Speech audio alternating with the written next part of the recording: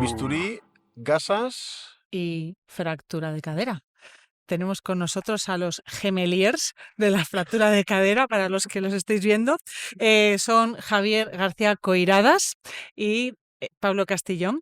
Vienen de la Mutua de Tarrasa y del Hospital Clínico San Carlos de Madrid. Y hoy vamos a hablar de este tema que todos tenemos que tratar, que es la fractura de cadera.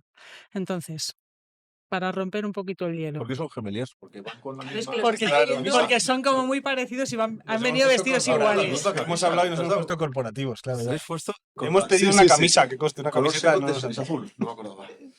Qué bueno, gemeliers. Y además tienen una. Qué elegancia, Tienen un aire, ¿eh? Imagínate como paciente. Imagínate como paciente, que aparece uno o el otro. Sigue, Alina, que hemos sido respetuosos, Vale. como siempre. Vamos a explicar un poquito cómo hemos llegado en España a cuando hicimos nosotros la residencia, que más o menos somos del mismo año. Teníamos las fracturas de cadera esperando cirugía 3, 4, 5, 7 días. Ahora tener una regla nacional que tenemos que operarlas en menos de 48 horas, y no solo tenemos la regla nacional, sino que en muchísimos sitios se consigue. O sea, cómo han pasado 15 años o 20 años para conseguir eso.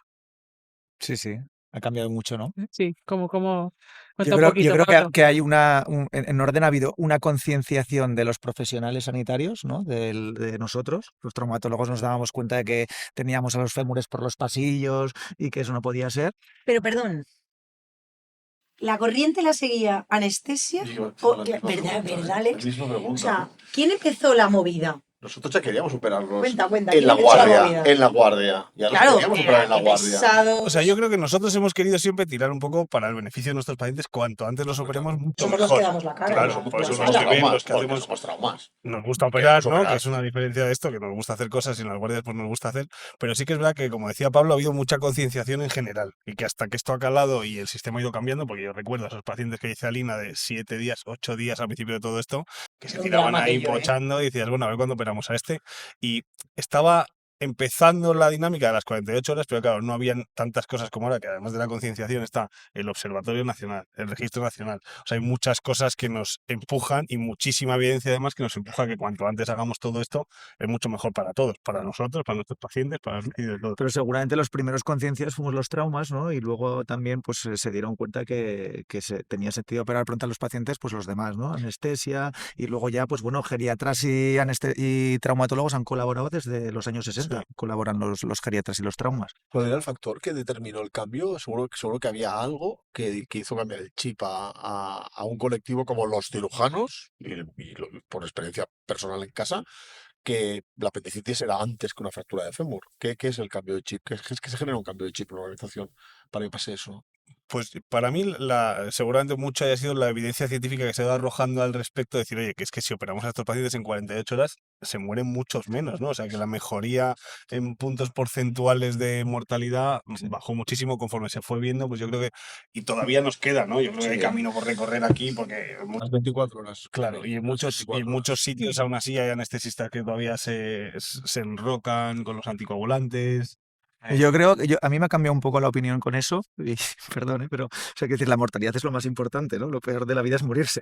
Pero hay una cosa que está clara, que al final hemos visto en los estudios que hay que la mortalidad a los 30 días la estamos cambiando. Y eso es un criterio de calidad asistencial fundamental. Pero la mortalidad al año no está cambiando mucho, no está cambiando sustancialmente. Pero ¿y el sufrimiento de esos 7 días? Eso es lo más importante. La calidad de la asistencia que le damos a nuestros pacientes, las comorbilidades, los ingresos largos, el estar tumbados en una cama, todo esto. O sea, es que estar tumbado en una cama esto sí que lo hemos cambiado. 7 días con un fémur roto, ¿no? Eso tiene que ser. Habéis hablado de observatorio y registro nacional.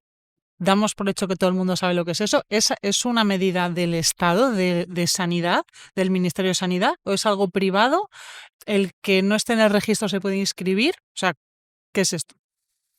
Si el registro se inició sin una colaboración del Estado, se inició con una iniciativa de varios centros hospitalarios y se puede seguir inscribiendo quien quiera. O sea, es privado, o sea, no me refiero a privado de una empresa, sino individual. Son un grupo de médicos que han hecho un registro. El registro nacional es una cosa, es entre equipos de traumatología que empezaron a hacer esto y que veían el beneficio que aportaban los pacientes, que vamos a hacer un registro como hay registro anglosajón, el Reino Unido, australiano. Que son estatales. Eso es. Estos no tienen soporte estatal por ahora, no hay. Que es como muy fuerte, ¿no? Que no lo tengan. Hombre, tener soporte estatal sería clave para que las medidas del registro, o sea, un registro es bueno porque el registro te ofrece la comparación, la posibilidad de compararte. Y esto es lo que hace que uno mejore. Porque si tus datos de demora para intervención quirúrgica son muchos peores que los del hospital que hay al lado tuyo, pues tú lo que vas a intentar es mejorar porque no quieres ser el peor. Y ya no digamos si fueran públicos los datos, si toda la sociedad pudiera leer cuáles son los datos de demora para intervención No son quirúrgica públicos. no son públicos, son anónimos. Pues si todo eso fuera público, tú sabes la comparación lo que te hace mejorar, pues claro, todo el mundo querría Que hacerlo además mejor. todos tenemos esa ansia un poco competitiva, ¿no? O sea, que siempre quieres hacerlo mejor, ir mejorando, ir. Y vergüenza, tenemos ansia y vergüenza, Sí, ¿no? las dos cosas. Y además que hay un poquito detrás que si además del beneficio estatal hubiera algo de impulso económico para los hospitales que tengan mejores datos, pues todo eso sumaría un montón de. Chicos, ¿creéis que los dos estáis en unidades de trauma potentes de España? Es decir, estáis en unidades que os dedicáis a fracturas. ¿Creéis que los hospitales que tienen unidades de fracturas consiguen esos números de operar en menos de 48 horas que los hospitales que no tienen unidades de trauma? Yo creo ¿O que ya está súper establecido lo de la cadera? O sea, yo creo que lo de la cadera es una cosa bastante establecida. Seguramente todavía, como te decía yo, pues habrá sitios que todavía no lo tengan tan instaurado, la dinámica tan montada, ¿no? La colaboración con los geriatras que decía Pablo, o los anestesistas, o sea, que hay muchas cosas ahí detrás que hay que ver cómo funcionan, pero no creo que dependa tanto de la existencia de una unidad de trauma. Seguramente un hospital comarcal o más pequeño, que tenga mejor gestión de quirófanos o pueda bailar un poco más con los recursos que tiene, seguramente puedan darle salida, a veces incluso antes que hospitales grandes, ¿no? Como Pablo o nuestro, que al final el día a día como que te arrolla a veces, ¿no? Entonces, bueno, te puede costar también ese sentido, ¿no? O sea, que no creo que dependiendo de la unidad, creo que las unidades de trauma aportan mucho beneficio en muchas cosas, pero no creo que sea solo en la fractura de cadera. Voy más allá. Yo creo que es más ¿Y qué que pasa nada con las unidades de ortogeriatría, ¿no? Bien, Yo creo que esto sí que es lo que marca la que diferencia. vosotros tenéis? Sí, sí. ¿Cómo, O sea, o sea, para el que no tenga, ¿cómo o sea, funciona? la unidad de ortogeriatría. Envidia. No, pero igual hay algunos que la tienen y no saben. O sea, la unidad de ortogeriatría más sencilla es que haya un trauma y un geriatra. Esto muchos la tienen. Es una unidad, o sea, esto lo definió Kammerlander, se llama el que habló de los tipos de unidades de ortogeriatría. La de nivel 1, la unidad de ortogeriátrica nivel 1, es un trauma y un geriatra. Luego la nivel 4, que es la, digamos que ahora parece que es la mejor, pero bueno, todas son unidades de ortogeriatría, es un sistema multidisciplinar que ya no solamente sea trauma y geriatra, sino que también tiene anestesia, reumatología, rehabilitación, fisioterapeuta, enfermeras especializadas, que es importante también especialización de enfermería en el tratamiento del paciente geriátrico con fractura de cadera. Esto ya serían las unidades multidisciplinares, que sería lo más potente. Pero si no hay todavía esa organización en un hospital y al menos hay una colaboración con un geriatra, pues esto es básico, ¿no? Para que mejora el tratamiento sin geriatra, lo mejora el que haya al menos un geriatra en el sistema. Y el nivel siguiente ya es lo que están, porque claro, a nosotros esto nos interesa mucho, pero a los geriatras también y a los reumatólogos también. Entonces la siguiente fase es esto que está creciendo ahora, que son las FLS, ¿no? Que son los Fracture Liaison Service, que son ya no solamente el tratamiento hospitalario, sino el post-hospitalario, todo el tema de la prevención, de la osteoporosis, tratamientos osteoprotectores, antirresortivos, osteoformadores y todo esto. Bueno, ¿En tu campo de- hospital tenéis consulta conjunta? Por ejemplo, en el Clínico de Valladolid lo tienen, o sea, en la consulta de revisión de fractura de cadera y periprotésicas está la geriatra con el traumatólogo o la traumatóloga pasando un día a la semana esto. Esto es importante, eso es parte de lo de FLS. Sí, es parte del FLS, sí, sí. Es ya el FLS se centra ya en el seguimiento poshospitalario. Y entonces la consulta, hay consultas que hay trauma y geriatra, y luego tenemos una consulta con la enfermera. Enfermera. Sí, porque la enfermera también, en concreto, la nuestra, pues también lleva un tema de nutrición. Eso lo tenéis vosotros. Sí. Es que el Una tema de la locura. nutrición es fundamental Sí, porque claro. son pacientes pluripatológicos que normalmente vienen, pues eso, bastante desnutridos con hipoproteinemias, la insulina Es que hay muchísimas es que cosas que se nos escapan a nosotros, ¿no? Como médicos al final que estamos muy centrados en operar la cadera, ¿no? la Que al final es desorientación una cirugía de hospitalaria. media hora, una hora, pero es que todo esto tiene muchísima más trascendencia, ¿no? Pues eso, desde la prevención del terapeuta ocupacional que le cuenta, oye, tienes que quitar las alfombras de casa, que necesitas un alzador para el baño, que no sé qué. O sea, que hay muchísimo detrás de lo que por desgracia casi pasamos desapercibidos en general, o ni nos enteramos muchas veces, ¿no? Pero eso, la prevención de la enfermedad de enlace, los geriatras que por suerte ya por lo nuestro de nuestro hospital tienen más ganas de operar que nosotros Sí, mismos. sí, sí. O sea, Sí, a veces hay que dices, ponerles el freno de, ya. que Todavía no está bien la analítica. claro, Sí. no está el señor para operarse todavía. ¿Cómo que no está perfecto? Y dices, bueno, un poco de Te tranquilidad. dice, es que ya no se puede mejorar más y tú ves ahí y dices, ya, pero a ver cómo le convenzo yo ahora al anestesista, ¿sabes? Pero Que sí que es verdad que el funcionamiento en conjunto, pues como en todo, ¿no? Porque en todo se habla, ¿no? Seguro que habláis con gente de tumores y el manejo multidisciplinar, todo el mundo tendemos esa tendencia, ¿no? O sea, luego nos súper especializamos mucho en unidades de trauma o lo que sea, pero al final necesitamos mucha ayuda de otra gente, que hay cosas que se nos escapan a nuestro control y que lo bueno de los traumatólogos en general es que lo asumimos, ¿no? Nosotros asumimos que la parte médica pues, se Menos nos mal. escapa al control, claro, porque hay otros especialistas, lo creo, del, lo que no lo del asumen. aloperidol nocturno. Yo me lo sabía de residente. Cinco gotas de aloperidol por la noche y Como lo Aloperidol, los médicos de verdad, madre mía. cómo odian, cómo Y manejamos. para pasar un poco al tema quirúrgico, la cirugía de fractura de cadera ha pasado de ser la cirugía del residente a estar nosotros, no, espérate, que esta necesita Sí. un tornillo aquí o una reducción abierta a veces o necesita un poquito más, ¿no? Yo me acuerdo de residente que era, o sea, era lo del R1 casi, Sí. ¿no? La cirugía de R1 y bueno, ¿cómo pensáis que esto mejora? Es decir, el especializarnos tanto en la fractura de cadera, en qué ha cambiado en lo quirúrgico. Que si clavo corto, clavo largo, que si DHS, que si doble tornillo a la cabeza. O sea, ¿dónde estamos ahora mismo? ¿Clavo corto, clavo largo?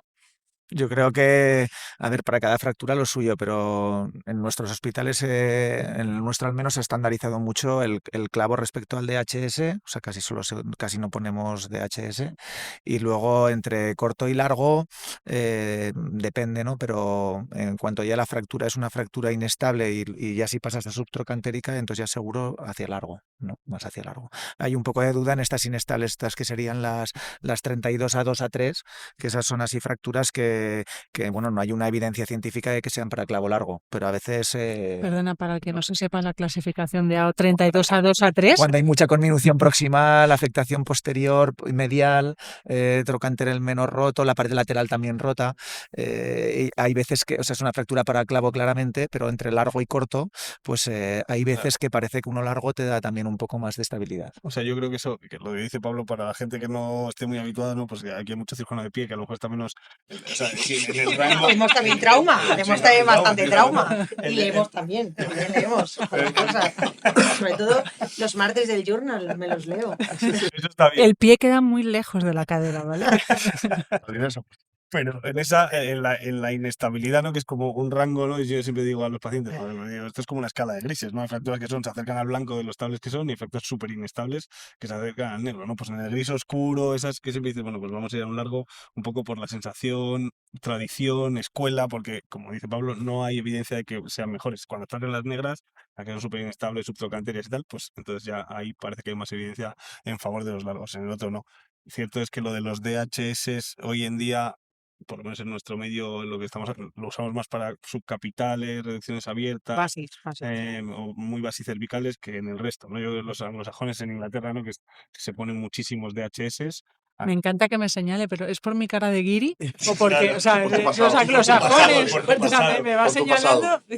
Por tu pasado. Y los que vivimos en el Pleistoceno, como Eva y yo, a nivel geográfico, porque estamos muy abajo y en el pasado, cargan todos, estables, inestables ya, todos, Sí, de sí, manera precoz. todos carga desde el principio, O todos sea, esas carga. 3 semanas que le dábamos en el Sí. Pleistoceno, ahora ya nada, todo. Ahora ya nada, todo carga y bueno, es que todo lo que hablábamos antes, ¿no? Pues están todos los geriatras, los fisios, todo el mundo está ahí intentando que se operen pronto para moverlos pronto. No tiene mucho Pues sería como una incongruencia decirles, no, lo hemos operado pronto, pero no lo dejes apoyar. Pues bueno, tenemos que Y de intentar todos los sistemas que hay que sí. para evitar la rotación, para evitar el cut-out, por ejemplo, ¿cuál es el que más os gusta? Empezamos. O sea, ¿te refieres Sí, para evitar. aumentaciones y cosas Sí, así. ¿qué te gusta más? Nosotros por lo general no usamos aumentaciones, o sea, usamos el sistema de enclavado normal y corriente. Para que no sepa lo que es la aumentación. O sea, hay ciertas casas comerciales que permiten a través del tornillo cefálico pues rellenarlo con cemento para que no haya, pues eso, aumentar la densidad ósea y así maximizar la resistencia al hueso y que no tengas esos riesgos de cut-out. Nosotros lo usamos por sistema, a veces Que en lentece la algún... cirugía, además. Sí, en el TC tiene otros riesgos, ¿no? Que puedes hacer embolismos como con las cementaciones de las fracturas de cadera, de las parciales y así. Y nosotros lo usamos para rescates, para algún fracaso, algún clavo que hemos hecho, pero si no, no tenemos... Sé que hay escuelas que lo hacen de entrada, no sé si tú, Pablo, No, nosotros tampoco hacemos. Yo si tuviera que decir 3 reglas fundamentales para que no tengamos problemas de este tipo, como decías, cut-out y tal, más que el tipo de clavo y todo eso, es que no te quede en varo la fractura, la reducción. Segundo, que tengas el tip apex correcto, siguiendo la fórmula del Baumgartner, que te quede bien, que el tip apex sea correcto. Y la tercera, que el tornillo esté en la posición centro-centro. O sea, centro en Ahí alto y yo centro en tengo flexión. ahí, ¿no? Centro inferior, ¿no? Ya, sí, Bueno, me estaba haciendo la cara. Esa es la segunda Claro, mejor. la Esa es la segunda segunda mejor. No, la primera, algunos artículos. Bueno, pues, Claro. pero todas son mejores que si pones superior, seguro. Seguro. Eso seguro. Y por ejemplo, los 2 tornillos, por ejemplo. Los dos tornillos, nosotros tampoco usamos esos implantes. Yo veo Pablo El si los efecto usa. Z, que Sí, estaba el efecto tan- Z que tiene tanta... Nosotros el sistema que usamos lleva 2 tornillos, pero no es por el hecho de que sea antirrotatorio, sino porque la compresión la hace de un tornillo sobre otro en un sistema que se llama compresión lineal. Normalmente cuando haces la compresión con un clavo que no es así, la compresión se hace porque la cánula que guía el tornillo cefálico Sí. está apoyada en la cortical lateral. Y cuando tú vas apretando, la cánula sigue apretándose contra la cortical lateral y entonces es como se hace la compresión. O sea que ese sistema, que está bien, es el que hemos usado siempre, hay veces que puede fallar porque la cortical lateral a veces está rota. Y entonces hay veces que se va deslizando, el hueso es blandito. y se va introduciendo. Y entonces dentro. este otro sistema de la compresión lineal son 2 tornillos que roscan uno sobre el otro de tal forma que uno comprime sobre el otro, ¿vale? No depende del apoyo de la cánula en la cortical lateral. Y bueno, a mí me parece que hace una compresión más efectiva y también durante el momento de la compresión pues no hay giro, ¿vale? Es una compresión todo el rato en bloque. Y yo, a raíz de lo que has dicho, Alina, antes, la cirugía cada vez se ha convertido en una cirugía en la que somos todos más exigentes, seguramente porque hemos visto que siendo un poco más exigentes, los resultados son mejores en general, tenemos menos tasas de reoperación, menos intervenciones, menos morbimortalidad, menos muchas cosas, ¿no? Pues cargan desde el principio, como preguntaba Alex. O sea, que muchas de esas cosas aceptábamos hace 15 años, reducciones que a nuestros ojos ahora serían subóptimas siendo educados. Ahora asumimos que eso no puede ser así, ¿no? Y que lo que más importa es que la reducción esté bien de entrada, como decía, pues el tip to apex, la técnica quirúrgica, la reducción que no esté en varo, todas esas cosas a día de hoy nos hacen ser muy exigentes con los resis, pero en mi hospital, aunque les apretemos, todavía siguen siendo una cirugía de residente, ¿no? Nosotros Les dejáis operar. les dejamos hacer. Ahí ganando oyentes. Les apretamos. Déjalo ahí, que es un cierre magnífico, Ali. Déjalo. Dejémoslo ahí, que se nos acaba el tiempo. ¿O no? Nada, pues sí, agradecer a los entrevistados de hoy que hayáis compartido toda vuestra experiencia y sabiduría. Pero se han quedado cosas. Se han quedado. Se han quedado, pero Eva, Pero el tiempo es el tiempo. cariño, es que no... Madre mía. Recordarles también que ha sido un hito y una de las luchas de Eva que tengamos un número de WhatsApp para los oyentes, que es el 686-553733, para que envíen sugerencias, comentarios, y es el número solo de Entre Traumas, ¿vale? También recordaros que Entre Traumas es un podcast de Secot, producido por Secot, con guiones de Eva, Alex, Alfonso y Alina, excepto que teníamos guión de Pablo Castillo, que nos ha hecho el trabajo y estamos encantados. Y Alfonso no está, pero me ha dicho Te ha dicho la frase. decir una cosa, sí. Dale. ¿Y acabamos ya? Sí. La voz de Alfonso, como es así, esa es. A veces para seguir hay que empezar de nuevo. Esto ha sido Entre Traumas.